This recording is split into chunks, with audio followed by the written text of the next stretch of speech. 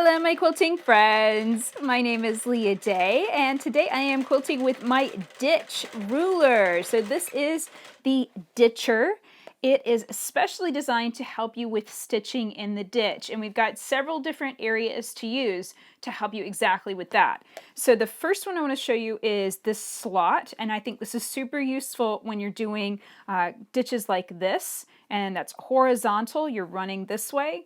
What you're going to do is you're going to press the foot up against the edge of the ruler, this inner edge of the ruler, and then you're going to sight at these two ends. You've got an etched line that's right in the center of that circle, okay? And you're going to line up that particular etched line with your ditch. And if you're ever confused or, kind of just miss your place or something like that, just remember it's the center of the circle is corresponding with your needle. And that's meant to lock in and connect with your foot, which is really, really useful. So here we go. You might find that you have to wiggle every once in a while, just kind of get a feel for it. I find that sometimes when I'm using fluffy batting, like right now I'm using a wool batting, that can change things a little bit. You kind of have to squish on the quilt just a little bit. So here you can see I slid the ruler down. You can go all the way down and actually nest the foot in the pocket of that ruler, and it is a 1/2 inch. It's designed for a 1/2 inch foot. I know some long arms have a slightly different sizing, but this is designed, for any long arm or any home sewing machine. We also have this in the thinner variety for home sewing machines too, and it's designed for any foot that is a 1/2 inch around. Okay, you can see I popped out ever so slightly, and I had a feeling the reason was I started here and it was going okay, but then it was such a long distance, and then this was ever so slightly off. So I sometimes find if you really are being persnickety, it really helps to start here more towards the middle of the ruler and be closer to this line down here, having that lined up. So let's try that.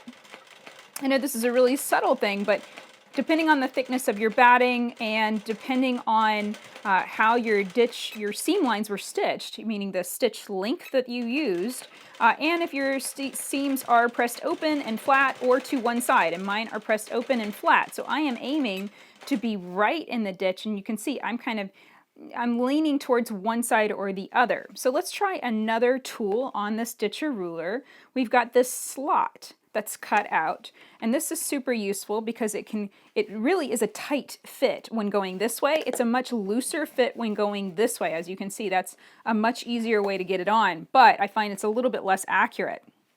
So what I can do is I can slip it on, and I'm lining up again that center line coming out the back. I'm lining that up with the seam line, nice and firm. Hold it down, and you can see, yeah, that's locking me in place. No other choice than to stay exactly in the ditch. Let's line this up again. The only downside of using the slot is you are limited to about 1.5 inches of length before you've got to click off the machine and shift your ruler. That's not bad though if you are being, if this is a show quilt and you want it to be just exactly stitched in the ditch and to be very, very accurate, then this is going to be your best bet. It's going to give you the most bang for your buck.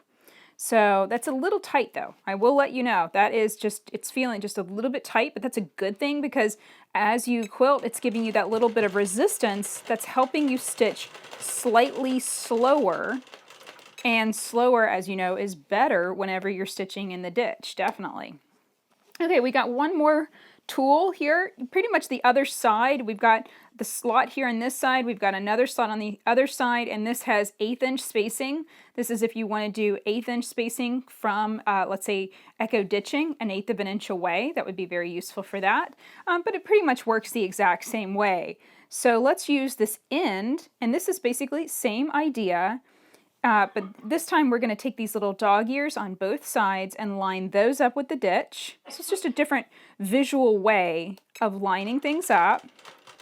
And again, you might have to adjust, just nudge your hand on the ruler down or around. I don't feel quite as much control with that because my hand is out here and it's really shifty. I also can't use it like, well, I can try. I'm kind of popped up here. I am using pink quilt clips. These are the 2-inch quilt clips. And I found that they are really, really helpful because I'm using the red snappers on my long arm to load my long arm. The pink quilt clips are bigger and they help go over the red snapper bars, so that's really useful.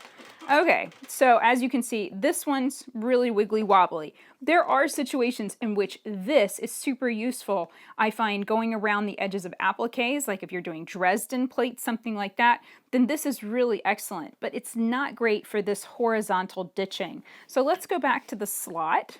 That's this side one. Line this up, and you can line all the way down that center line that runs right through the logos and everything on the ruler. You can sight all the way down that line, click the machine on. You can see it even kind of bounced my needle back to get me back in the ditch. That's a pretty wobbly ditch line, but that's okay. This is going to be a baby quilt. I don't think the baby's going to be critical, at least not until it can learn how to talk. So here we go.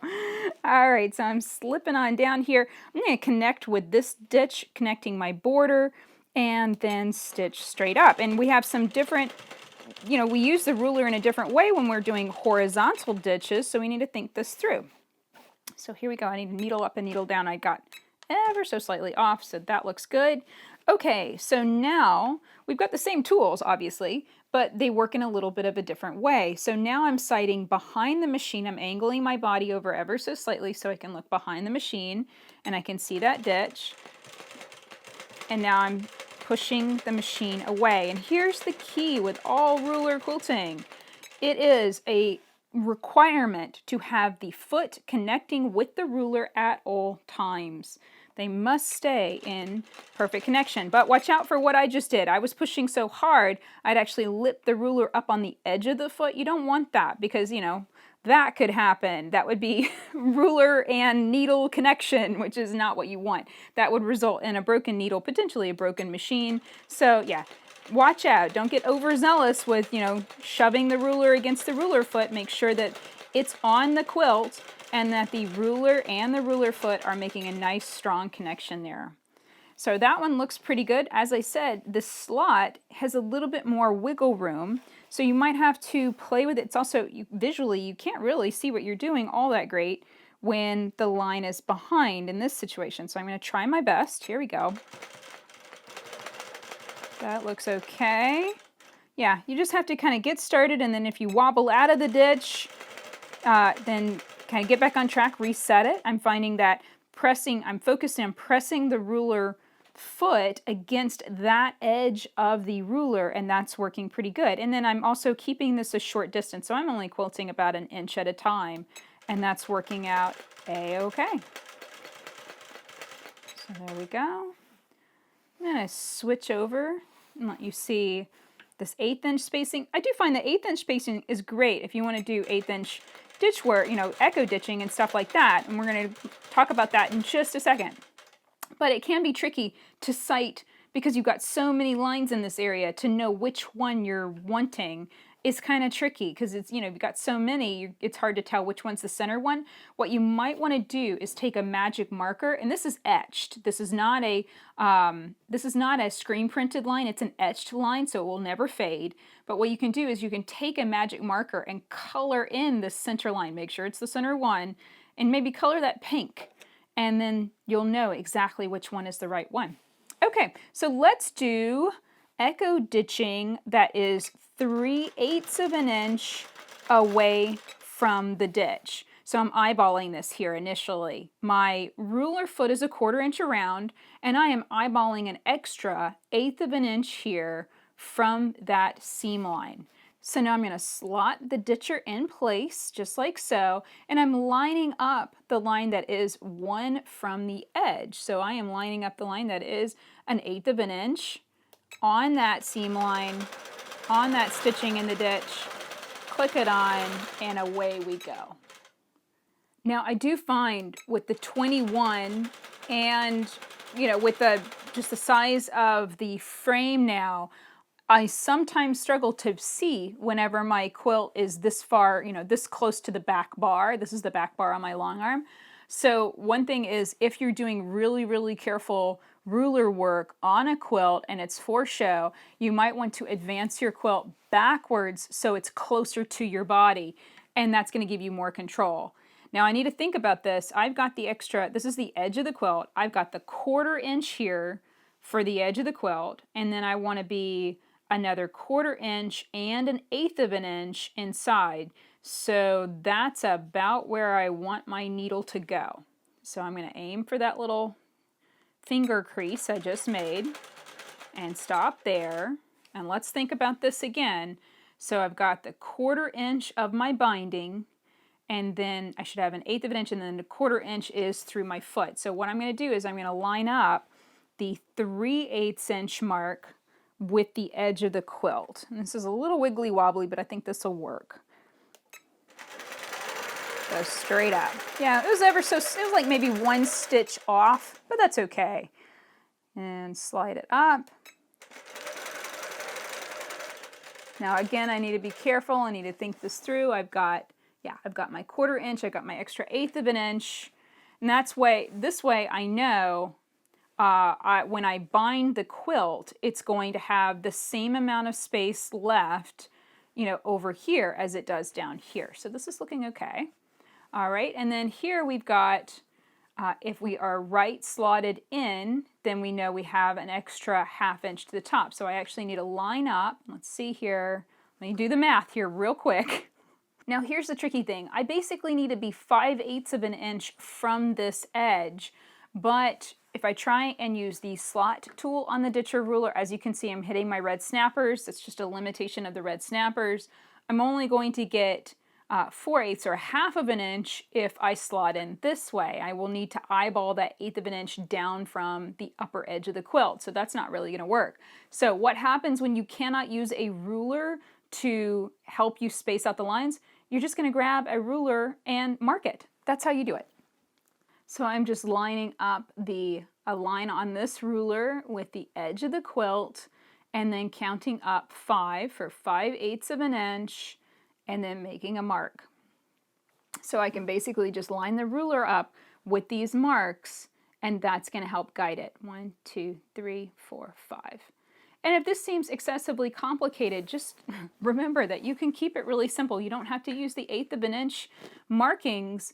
You can use, just simply mark your line, whatever it is, and then use the ditcher as the way it's designed to, and that is to help you quilt on any line. So there we go. I kind of lined those up. It's roughly exactly where it needs to be. And that's another thing, is that when you're learning any ruler, and this is really the first quilt that I'm quilting with this particular ruler, then you've got to give yourself permission to experiment and have fun and, make some mistakes, and that's okay. All right, so now I'm eyeballing 3/8 of an inch. I want to bring my ruler foot down, slot it into that circle, and then I want this to be 1/8 of an inch from that seam line. So I'm eyeballing this. There isn't a line to really line up with. That's okay. That looks good. I'm happy with that. Now I rotate again, and now I have a line to line up with, and as you can see, I eyeballed that pretty good. And now I'll stitch on down. So I like that 3/8 of an inch spacing. As you can see, it's a little bit more complicated because you've got to, think through it and do a little bit of math occasionally. And, it's just remembering that you have that 1/4 inch on your ruler foot, and then you're adding just the thinnest line on the ruler to give you 3/8 of an inch. But if that feels a little overwhelming or persnickety to you, you can always just remember that typical echo ditching is a 1/4 inch. So here I'm going to show you how to do that real quick. I do these little escape hatches because it just saves so much time not having to break thread. Basically, line up that line with the seam line you've already stitched in the ditch and let her rip. It's much, much faster.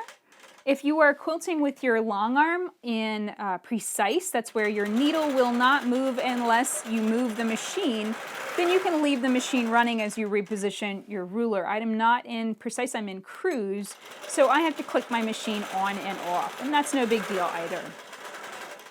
So here we go. I want to show you just how I would echo ditch a space like this, because again, this is a border, and I still have to think about that outer edge of the quilt that has that extra 1/4 inch spacing, and how do we deal with that?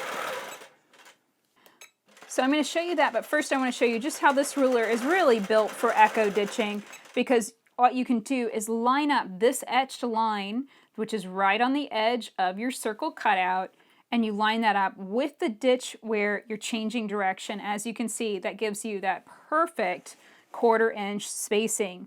So now I'm going to rotate around, line it up this way, and stitch straight up. Now, this is where it gets a little bit tricky, because here we've got, this is the outer edge of the quilt, which means we have to add that 1/4 inch for our binding. So we really want to be stitching a 1/2 inch inside here. So what we can do is we can just use the ruler. I've got 1/2 inch spacing right here between these two lines. I can line up that outer line and then just make a mark on the quilt. So that's where I want my needle to go to be stitching that echo ditching along the border, so that when I bind the quilt, I'm going to have nice 1/4 inch space lines inside my binding. Not hidden by my binding, not cut off by my binding, but right there. Okay, so this time I can use these dog ears on the ruler. Now it can be just a little bit of a struggle. As you can see, I am all the way out here at the back rail of my frame. This is a little tricky. It feels a little awkward. If you start feeling like tip, like this number, that's a little dangerous. So always know that you can advance your quilt towards you and be able to work more comfortably in this area instead. You know, even though you've got, if you've got the 21, even if you have all that space to play in, sometimes I can tell you, just from owning both long arms, you sometimes are going to need to pull it closer to you, because your arms, you just don't have as good a leverage when it's way far out away from you. Okay, so basically I'm eyeballing the edge of the quilt. I'm trying to line up the edge of the quilt, but I can't really see through the ruler itself. So I'm really eyeballing this. And you can also do it by feel. You can kind of reach your fingers in there and feel it. And it's okay if it's slightly off. It's not the end of the world. I think if you want to err on either side, I would err towards having your line be closer into your border, because if anything, your binding might take up more space and eat up more edge of the quilt than you expect. So I would say that is what I would err on the side of maybe making that echo ditching just a little bit inside. And I think that's what I'm slightly veering here, and I can tell I am veering inward. And that's not the end of the world. Again, it doesn't have to be perfect. I'm quilting this. I'm not using my QCT software. This is not being stitched by a computer, so it's okay if it's not exactly perfect.